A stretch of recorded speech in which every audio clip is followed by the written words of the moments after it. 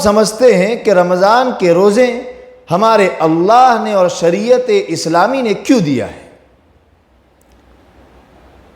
ہم انسانوں کا جو معاملہ ہے، بہت اہم بات ہے یہ، ہم انسانوں کا جو معاملہ ہے وہ بیچ بیچ کا ہے۔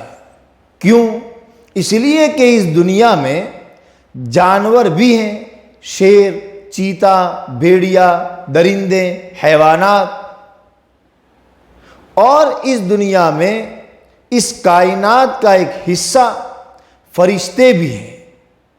جانور یعنی حیوانات اور فرشتے، یہ دو مخلوقات بھی ہیں اور ہم انسان بھی ہیں۔ اب اگر جانور کی بات کی جائے، حیوانات کی بات کی جائے، درندوں کی بات کی جائے، تو درندوں میں آپ دیکھیں گے کہ ان کا کام کھانا، پینا، سونا، اپنی خواہشات پوری کرنا اتنا ہی ہے بس۔ اس کے علاوہ ان جانوروں کا اور کوئی کام نہیں ہے۔ وہ پھاڑ کھاتے ہیں، وہ کمزور جانوروں کو مار کر کے اپنا شکار بناتے ہیں، یہی لے دے کر کے ان کے زندگی کا کام ہے کھانا، پینا، سونا، اپنی خواہشات پوری کرنا، اور بس۔ یہ جانوروں کا معاملہ ہے۔ دوسری طرف فرشتوں کو لے لیجئے۔ فرشتوں کا معاملہ جانوروں کے معاملے سے بالکل الگ ہے، اپوزٹ ہے۔ جانور کا کام کھانا، پینا، سونا اور خواہشات پوری کرنا اور بس۔ اس کے علاوہ فرشتوں کا کام بالکل الگ ہے۔ فرشتوں کا کام کیا ہے؟ نہ کھانا، نہ پینا، نہ سونا، نہ اپنی خواہشات پوری کرنا، بلکہ ہر وقت اپنے اللہ کی عبادت کرنا۔ اللہ نے ان فرشتوں کو جس کام کے لیے بنایا ہے وہ اس کام میں لگے رہتے ہیں۔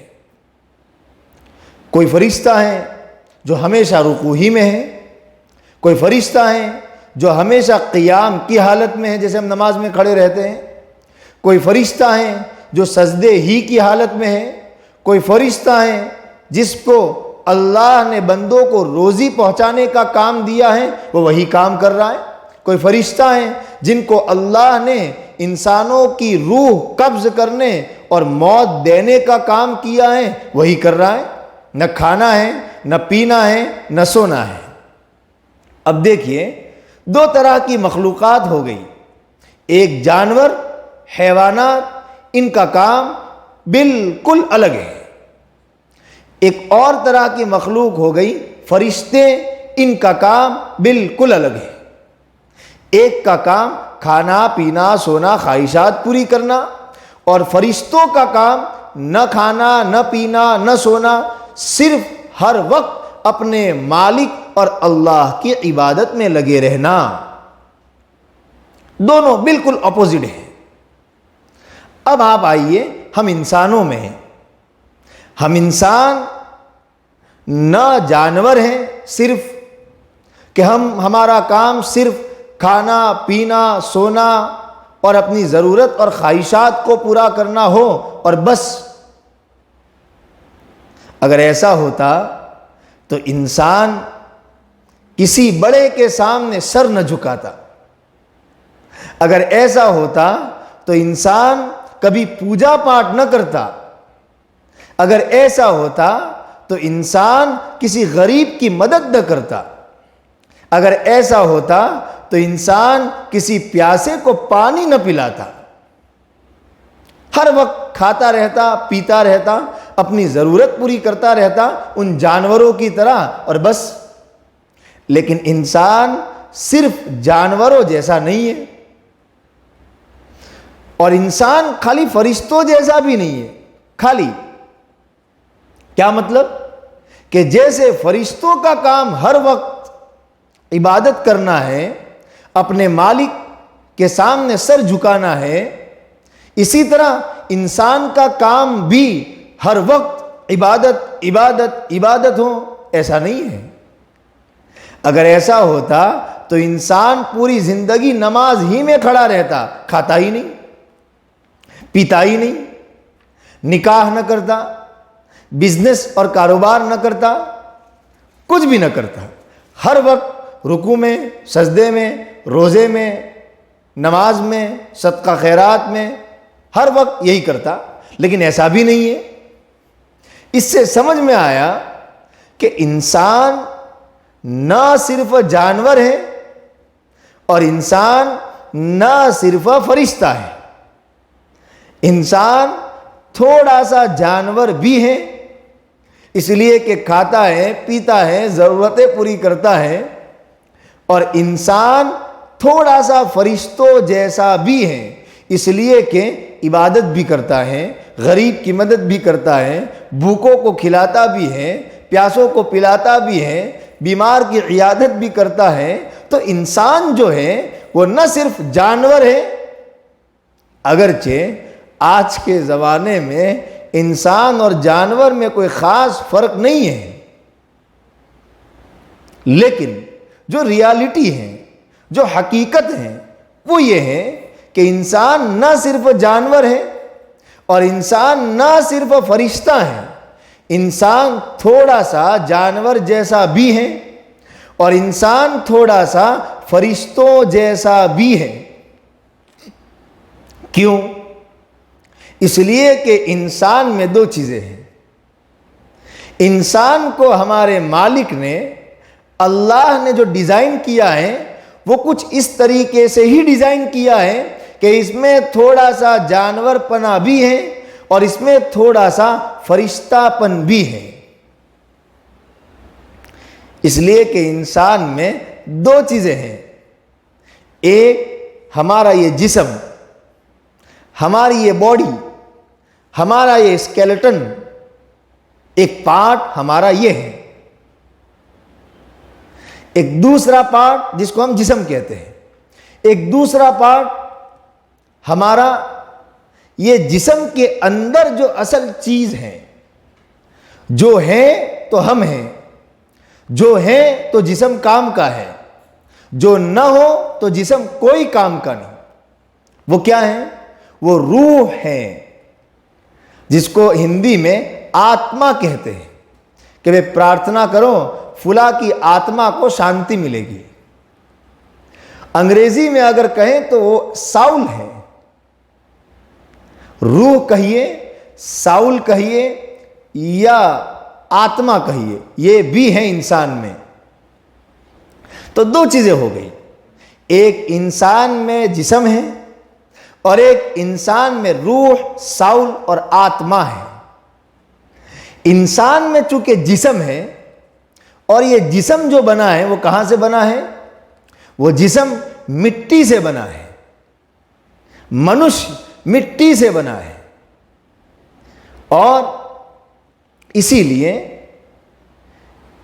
اس جسم ہی کی بنا پر انسان میں تھوڑا سا جانور پنا بھی ہے، اس لیے کہ جسم ہے تو کھانا بھی چاہیے، جسم ہے تو پینا بھی چاہیے، جسم ہے تو اپنی ضرورتیں پوری کرنا بھی چاہیے۔ تو جسم کی وجہ سے انسان کا کچھ رشتہ جانوروں سے ہے، وہ بھی مٹی کی پیداوار ہے، اور ہماری جو روح ہے، ہماری جو آتما ہے، ہماری جو ساؤل ہے، اس کی وجہ سے چونکہ وہ مٹی سے نہیں آئی، وہ روح آئی ہے ہمارے شفیق پروردگار کی طرف سے، ہمارے اللہ کی طرف سے وہ روح آئی ہے۔ اور یاد رکھیے یہ روح ہی اوریجنل ہے، اگر یہ روح چلی جائے تو یہ جسم کسی کام کا نہیں۔ میں اس لیے بول رہا ہوں کہ میرے اندر روح ہے، اگر مجھ میں سے روح نکال دی جائے تو یہ میں بول نہ سکوں۔ اسی لیے انگریزی میں کہتے ہیں جب کوئی مر جاتا ہے، یعنی کسی میں سے روح جب چلی جاتی ہے تو کہتے ہیں پاسڈ اوے۔ پاس کا معنی ہوتا ہے گزرنا، یعنی یہ اندر جو جسم کی جسم کے اندر جو روح تھی یہ روح گزر گئی، ورنہ جسم نہیں گزرا، جسم تو یہاں ہے، باڈی تو یہاں ہے، وہ روح گزر گئی۔ عربی زبان میں کہتے ہیں انتقال ہو گیا۔ انتقال عربی زبان کا لفظ ہے، شبد ہے، جس کا معنی اور میننگ ہوتا ہے، ارتھ ہوتا ہے ایک جگہ سے دوسری جگہ چلے جانا۔ جس آدمی کی ڈیتھ ہو جاتی ہے، موت ہو جاتی ہے، وہ تو کہیں نہیں جاتا، لیکن اس کے اندر جو روح تھی وہ روح چلی جاتی ہے، تو ہم کہتے ہیں کہ فلاں کا انتقال ہو گیا، وہ چلا گیا۔ اسی لیے جو ڈیڈ باڈی ہوتی ہے اس کو لاش کہتے ہیں۔ یہ لاش عربی زبان کا لفظ ہے جو اصل میں تھا لا شیء۔ لا کے معنی ہے کوئی، شیء کے معنی ہے چیز، یعنی یہ لاش ہے، یہ کوئی چیز نہیں ہے۔ کیوں؟ باڈی ہے، لیکن بھائی باڈی روح کے بغیر کسی کام کی نہیں، آتما کے بغیر باڈی کسی کام کی نہیں، تو ہم کہتے ہیں یہ لاش ہے، یعنی یہ کچھ نہیں ہے، نتھنگ ہے۔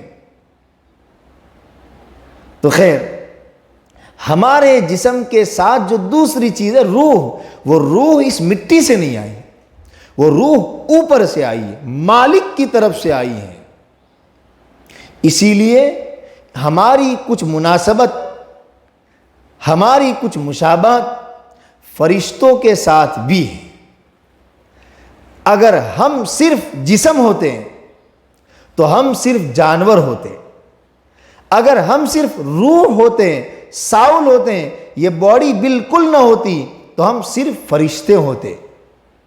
لیکن ہمارے اندر جسم بھی ہیں اور ہمارے اندر وہ روح بھی ہیں، اسی لیے ہم تھوڑے جانوروں جیسے بھی ہیں اور ہم تھوڑے فرشتوں جیسے بھی ہیں۔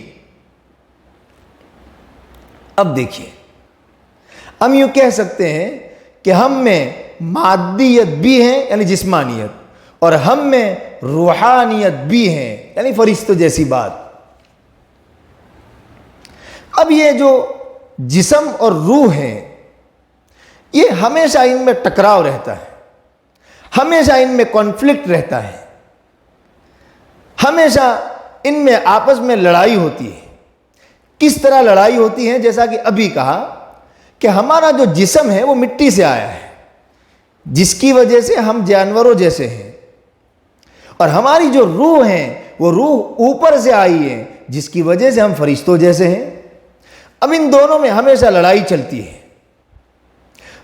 جو جسم ہے وہ ہم انسانوں کو زمین کی طرف کھینچتا ہے کہ خالی کھاؤ پیو، یعنی یہ جسم جو ہے وہ ہم سے یوں کہتا ہے کہ صرف جانوروں جیسا کام کرو، کھاؤ پیو، ضرورت پوری کرو، بس یہ عبادت مت کرو، اپنے مالک کو یاد مت کرو، غریبوں کو مت کھلاؤ، بھوکوں کو مت کھلاؤ، پیاسوں کو مت پلاؤ، اپنا کرو۔ جیسے کچھ لوگ کہتے ہیں مائی لائف مائی چوائس، اپنا کرو، خود کا کرو۔ تو یہ جو جسم ہے یہ ہمیں کھینچتا ہے زمین کی طرف، یعنی جانور پنے کی طرف، اور دوسری طرف جو روح ہے جو اوپر سے آئی ہے وہ ہمیں کھینچتی ہے اوپر کی طرف، یعنی کہ مالک کی عبادت کرو، غریبوں کی خدمت کرو، یتیموں کی خدمت کرو، بھوکوں کو کھانا کھلاؤ، پیاسوں کو پانی پلاؤ۔ ہر وقت یہ روح یہی میسج بھیجتی ہے ہم کو۔ اسی لیے آپ سب نے دیکھا ہوگا کہ کبھی ہمیں بہت زیادہ یہ جی چاہتا ہے کہ اب تو بس عبادت کرنی ہے اور مالک کی فرما برداری کرنی ہے اور خدمت کرنی ہے، اور اب یہ عیاشیاں وغیرہ کچھ بھی نہیں کرنی۔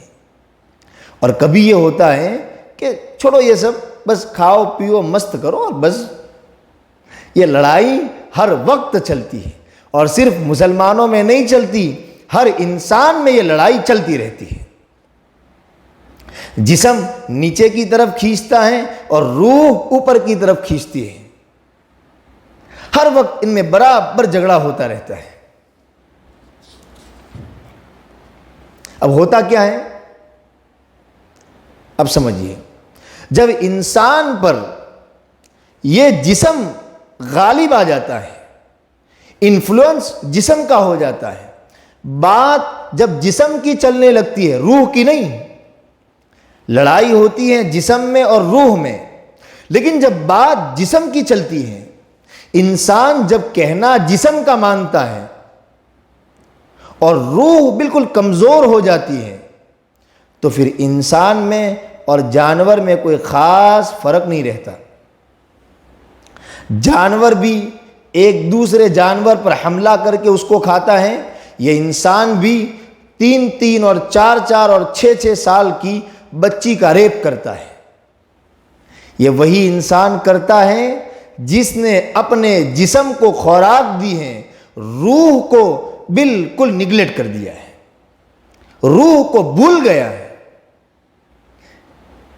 اسی لیے آپ نے دیکھا ہوگا سر عام انسان ایک دوسرے کی موب لنچنگ کرتے ہیں۔ یہ انسان نہیں ہے، یہ جانور ہے، جو جانور بن چکے ہیں اندر سے۔ تو ان شارٹ یہ ہے کہ جب انسان جسم کی بات ماننے لگتا ہے، جسم کو ڈومینیٹ کرتا ہے، تو ہر وقت انسان کا بھی کام جانوروں جیسا ہو جاتا ہے۔ کھانا پینا، دھوکہ دینا، کچھ بھی ہو جائے، بس کھاؤ پیو، جل سے کرو، آرام کرو، اور بس اور بس۔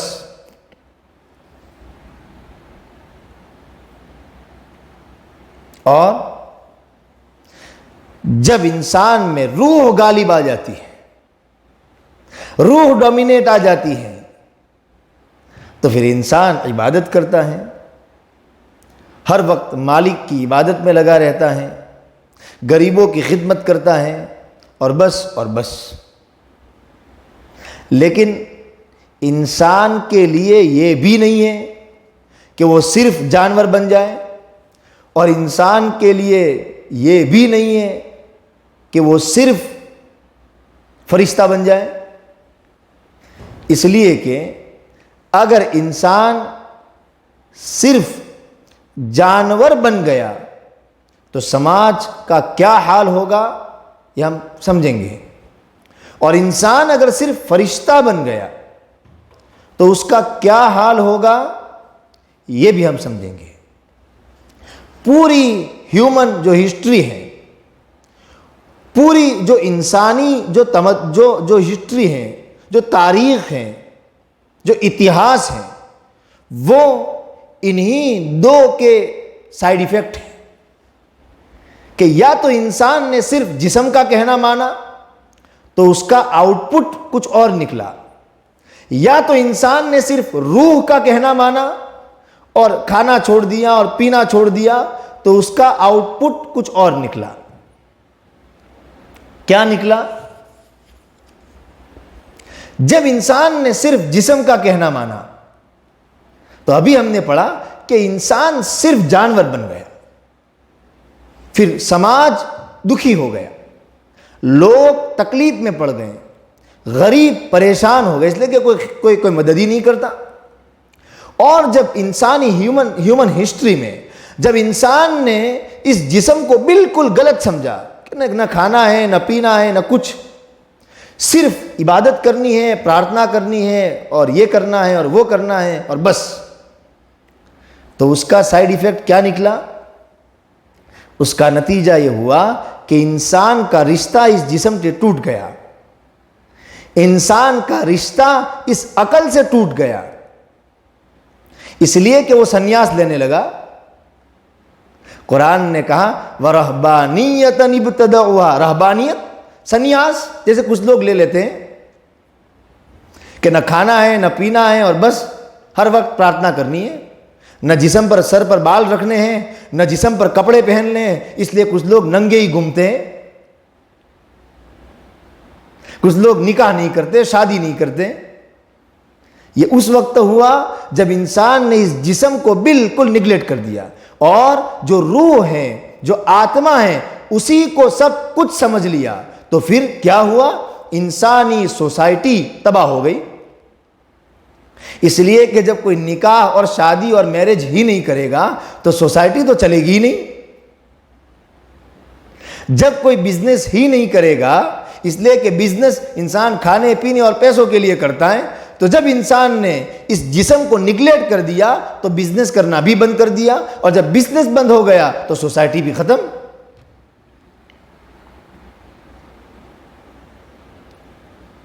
یہ دو طرح کے سائیڈ ایفیکٹ ہیں جو نکلے. ایک میں انسان ٹوٹلی جانور بن گیا جیسا آج ہو رہا ہے، اور ایک میں انسان ٹوٹلی دھارمک بن گیا. صرف عبادت ورشپ، نہ کپڑے پہننے ہیں، نہ کھانا ہے، نہ پینا ہے، نہ سونا ہے، کچھ بھی نہیں. ہر وقت سنیاس لے رہے ہیں، جنگل میں جا رہے ہیں، نہ کسی اور کی کچھ خبر ہی نہیں. یہ دو سائیڈ ایفیکٹ ہیں جو الگ الگ زمانوں میں نکلے ہیں. اسلام بہت اعتدال سکھاتا ہے. اسلام نہ یہ کہتا ہے کہ تم ٹوٹلی جانور بن جاؤ، اسلام نہ یہ کہتا ہے کہ تم ٹوٹلی فرشتے بن جاؤ. اسلام یہ کہتا ہے کہ تم جسم کو بھی خوراک دو، یعنی کھاؤ پیو نکاح کرو. اسی لیے اسلام نے کہا کلوا من طیبات ما رزقناکم، تم کھاؤ. اللہ کہہ رہے ہیں تم کھاؤ، قرآن میں کہہ رہے ہیں کھانا، تم کھاؤ جو ہم نے تم کو روزی دی ہے، تم کھاؤ. واشربو، تم پیو. اس لیے کہ ہم نے تم کو جسم دیا ہے تو اس کی بھی تو کچھ ضرورتیں ہیں نا. نہیں کھاؤ گے تو کیسے چلے گا، نہیں پیو گے تو کیسے چلے گا. قرآن میں اللہ کہہ رہے ہیں فنکحوا، نکاح کرو. اس لیے کہ جسم کی ضرورت ہے، نکاح نہیں کرو گے تو کیسے چلے گا. قرآن میں اللہ کہہ رہے ہیں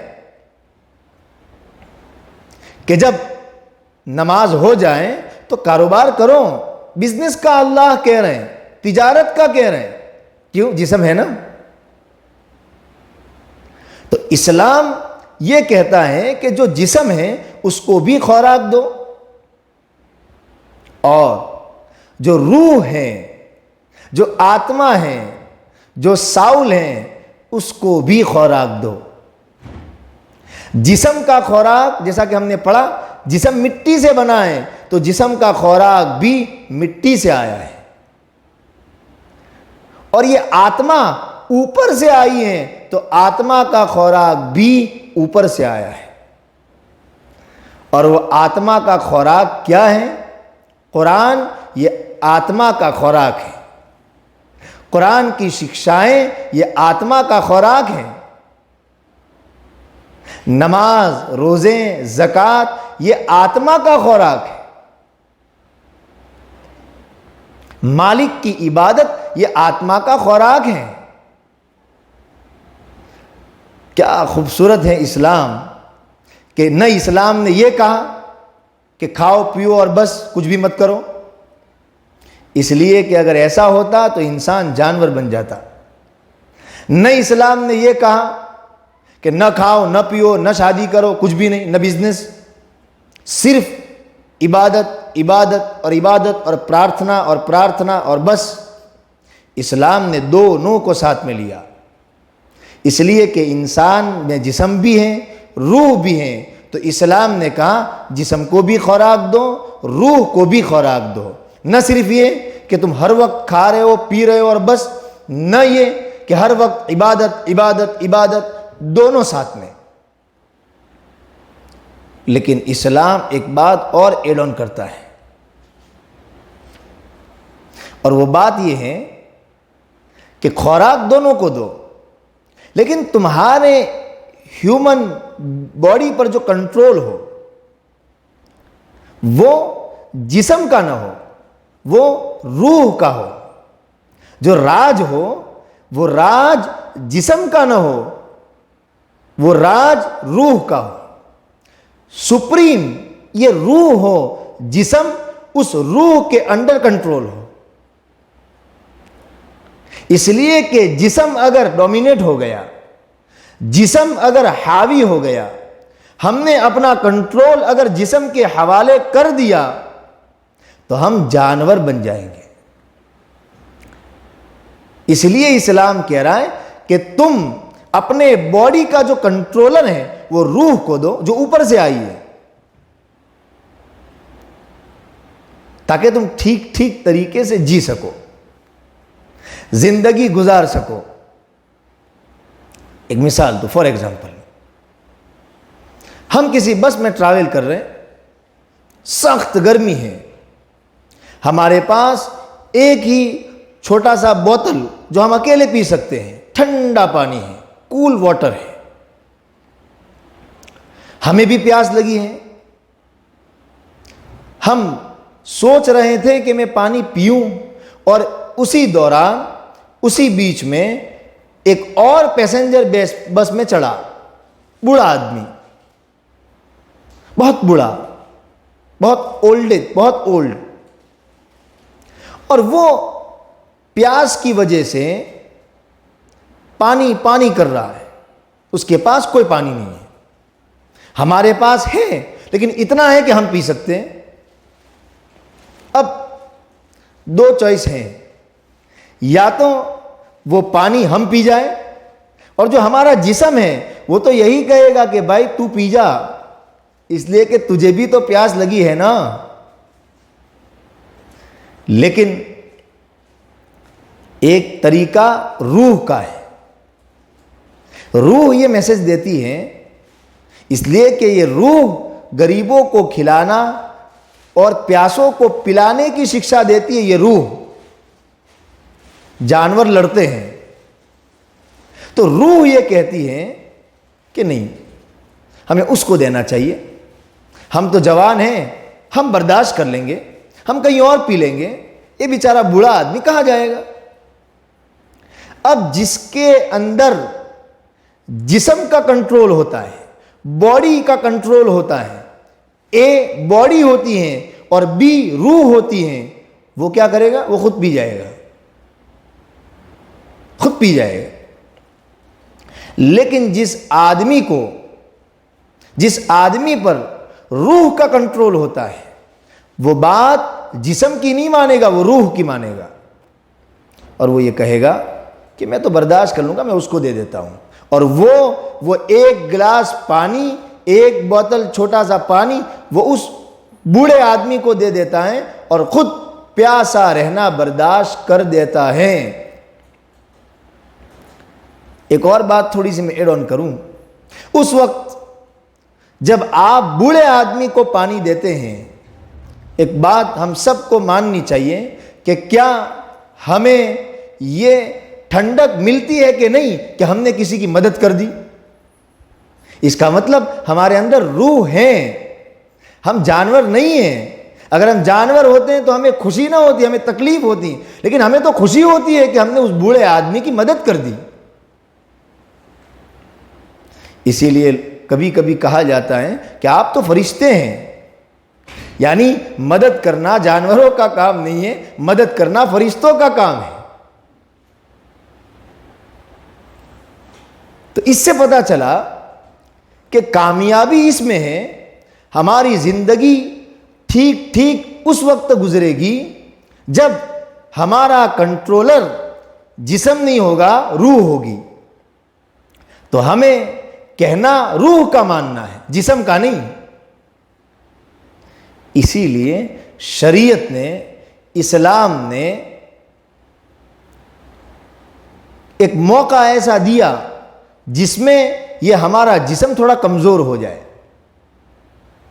تھوڑا سا لو ہو جائے، اور جو ہماری روح ہے، جو اسپرٹ ہے، جو ہماری اسپریچول پاور ہے، وہ مضبوط ہو جائے، تاکہ کنٹرولر وہ روح بنی رہے۔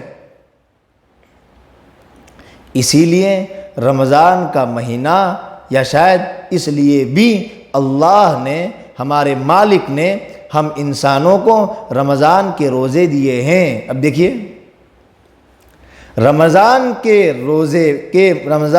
روزے کے بیچ میں کھانا بند، جسم کمزور ہو جائے گا کہ نہیں؟ پینا بند، خواہشات پوری کرنا بند، ہر وقت یا اکثر تو کھانا پینا سونا کم ہو گیا، تو ہمارا جو جسم ہے وہ تھوڑا سا لو ہو گیا، اور یہی چاہتا ہے اسلام کہ ہمارا جسم تھوڑا لو بھی رہے، ورنہ ہم جانور بن جائیں گے۔ اور دوسری طرف اسپریچول چیزیں اسلام نے رمضان کے مہینے میں بڑھا دی، نماز تراویح کی شکل میں بڑھا دی، تلاوت کا اہتمام کا حکم دیا، لایانی اور فضول قسم کی باتوں سے اپنے آپ کو بچانے کا کہا۔ یہ اس لیے تاکہ جو ہماری اسپریچول پاور ہیں وہ مضبوط ہو جائے۔ 11 مہینے ہم نے بہت کھایا بہت پیا، ہمارا یہ جسم بہت مضبوط ہو گیا، اب کہیں ایسا نہ ہو کہ یہ جسم کا سکہ چلنے لگے، اس لیے کہ پھر تو سوسائٹی جانور بن جائے گی۔ اس لیے اسلام نے رمضان کا مہینہ دیا، اور یہ بھی کہا کہ عام دنوں میں بھی نفل روزے رکھو، لیکن کم سے کم مہینے میں 29 یا 30 دن تو رکھنے ہی ہیں، اتنا تو کرنا ہی ہے، ورنہ ہو سکتا ہے کہ تم دکھنے میں انسان رہو گے جانور بن جاؤ گے، اور تم جانور نہیں ہو۔ اس لیے تھوڑی سی اسپریچول پاور کو بھی مضبوط کر لو۔ اس لیے اسلام نے 30 یا 29 دن ضروری کہا، اور مہینے میں 3 دن، ہفتے میں 1 دن تو یہ کہا کہ رمضان کے روزے رکھو، اور روزے رکھتے رہو تاکہ اسپریچول پاور مضبوط ہوتی رہے، اور یہ جو جسم ہے یہ تھوڑا سا دھیما اور تھوڑا سا ڈم ہو جائے۔ اسی لیے رمضان کے مہینے میں گناہ کا، کسی کو تکلیف دینے کا جی نہیں چاہتا کہ یار رمضان کا مہینہ ہے۔ کیوں؟ اس لیے کہ جو ہماری اسپریچول پاور ہے وہ مضبوط ہو رہی ہے، اور روح اور یہ جو اسپریچول پاور ہے وہ کبھی نہیں چاہے گی کہ ہم کسی کو تکلیف دیں۔ یہ ہے فلسفی آف رمضان۔ اب ہم میں سے ہر انسان کو، ہر مسلمان کو شوق سے اپنے مالک کی رضا کے لیے، اپنے مالک کی عبادت کی نیت سے رمضان کے روزے رکھنے چاہیے، ورنہ نقصان صرف اسلام کا نہیں ہمارا ہوگا۔ ہم دکھنے میں انسان رہیں گے، جانور بن جائیں گے ہم، اور اسلام نہیں چاہتا کہ ہم جانور بن جائیں۔ اسلام ہمیں اچھا انسان بنانا چاہتا ہے، اور اچھا انسان وہ ہے جو خود بھوکا رہے، دوسروں کو کھلائے ہیں۔ اسی لیے رمضان میں کھانا کھلانے اور روزہ کروانے کی بھی تاکید دی، اس سے بھی روح مضبوط ہوگی۔ ہم پڑھیں گے آگے۔ تو یہاں تک کہ پوری گفتگو کا خلاصہ یہ ہوا کہ ہم انسان نہ جانور ہیں نہ فرشتے، ہماری بھلائی اس میں ہے کہ ہم جسم کو بھی خوراک دیں اور روح کو بھی خوراک دیں، لیکن کہنا جو مانے وہ روح کا مانے۔ اسی لیے شریعت نے رمضان کے مہینے کے روزے ضروری قرار دیے ہیں، اور تقویٰ اسی میں آئے گا جس کے جسم کا راج نہیں چلے گا، روح کا راج چلے گا۔ روح کے راج چلنے کا مطلب یہ نہیں ہے کہ ہم جسم کو چھوڑ دیں، نہیں، ہمیں جسم کو بھی خوراک دینا ہے، ہمیں روح کو بھی خوراک دینا ہے، لیکن ہمیں کہنا روح کا ماننا ہے۔ اس روح کے کہنا ماننے کی وجہ سے سوسائٹی اچھی رہے گی، سوسائٹی میں جانور نہیں بنیں گے، سوسائٹی میں انسان رہیں گے۔ اب آپ کو سمجھ میں آ گیا ہوگا، یا ایھا الذین آمنوا، اے ایمان والو، کتب علیکم الصیام کما کتب علی الذین من قبلکم لعلکم تتقون، کہ یہ رمضان کے روزے اس لیے دیے تاکہ تم میں تقویٰ آ جائے۔ تقویٰ صرف نماز کا مطلب نہیں ہے، تقوی کا مطلب ہے ہماری پوری زندگی میں روح غالب آ جائیں اور جسم نمبر 2 پر چلا جائے۔ ہم آگے جو اسلام کے جو فلسفر ہیں، ماہرین شریعت جو ہیں ان کی باتوں کو کوٹ کریں گے، اور ہم کل کی کلاس میں ڈسکس کریں گے کہ انہوں نے رمضان کے بارے میں یہی کچھ کہا ہے۔ اللہ تعالیٰ ہمیں رمضان کے مہینے میں شوق سے عبادت کرنے اور شوق سے روزے کو عبادت سمجھ کر رکھنے کی توفیق عطا فرمائے، بوجھ سمجھ کر رکھنے کی توفیق نہ عطا فرمائے۔ ہم شوق سے رمضان کے روزے رکھیں۔ وآخر دعوانا ان الحمد للہ رب العالمین۔